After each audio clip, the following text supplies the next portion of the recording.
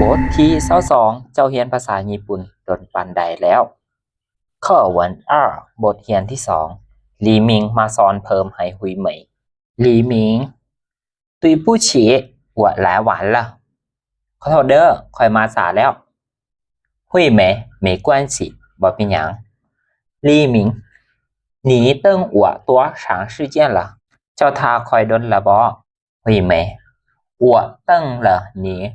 是几分钟了ค่อยทาเจ้า10ปลายนาทีแล้ว路上堵车冲我家到学校平时只用20分钟就能到今天用了1个多小时才到รถติดกลางทางปกติจากเฮือนข่อยหอดโรงเรียนใช้เวลาเพียง20ปลายนาทีก็หอดแล้วมื้อนี้ใช้เวลา1ชั่วโมงปลายหากก็ฮอด惠美你先休息几分钟我们一会儿再开始辅导吧เจ้าพักพรก่อนจัก2-3 นาทีจังน้อยพวกเฮาจึงเริ่มเรียนเพิ่มกันเนาะ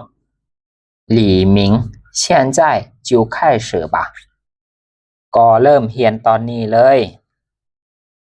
惠美我的作业里有很多语法问题我不懂请给我讲讲ในเวียกบ้านข่อยมีปัญหาไวยากรณ์หลายข่อยบ่เข้าใจเจ้าช่วยอธิบายให้ข่อยหลี่หมิง好还有什么要求ได้ยังมีตัวอื่นอีกบ่惠美我们还要聊一会儿天พวกเฮายังต้องลมกันจักหน่อยเนาะหลี่หมิง要用汉语聊ใช้ภาษาจีนลมกัน惠美当然แน่นอน